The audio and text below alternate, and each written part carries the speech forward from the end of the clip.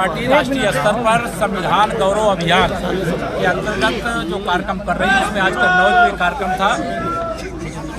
बाबा साहब भीमराव अंबेडकर जी के चरणों में शीश झुकाकर हम सब संकल्प लेते हैं कि बाबा साहब के साथ जो अन्याय, जो अपमान और जो उनकी भावनाओं की अनदेखी करके कांग्रेस ने पाप किया है, उसको उजागर करेंगे।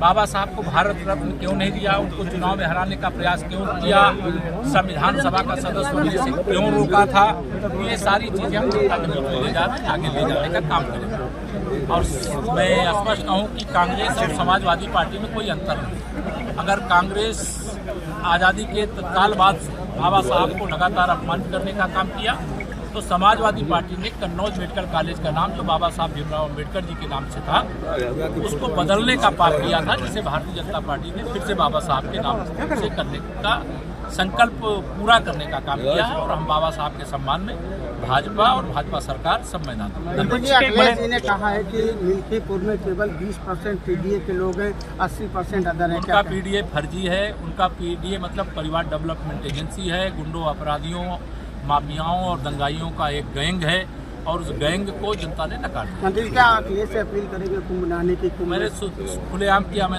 सबसे कहता हूँ जिनको कुंभ में, महाकुंभ में आकर के स्नान करना है वो आकर के स्नान करें, लेकिन कुंभ में आने वाले श्रद्धालुओं की आस्था को चोट पहुंचाने का पाप न करें। हमें गर्व है कि हम अपनी संपूर्ण मंत्रिपरिषद के साथ महाकुंभ में संगम में डुबकी लगाए, कैबिनेट की बैठक लिए, और महाकुंभ 2025 में 2031 में होने वाले अर्धकुंभ की नींव डालने का भी संकल्प लिए, कई फैसले किए। मंत्री अखिलेश ने एक्स किया है कि जो मथुरा से निकली यमुना है उस पर आप आचमन करके देखे, इस पर आप आजकल कांग्रेस के साथ अखिलेश यादव की दोस्ती टूट गई है और केजरीवाल जी से दोस्ती, और उस दोस्ती के क्रम में यमुना जी आगरा से नहीं निकलती है, इसलिए अखिलेश जी को ये मालूम होना चाहिए।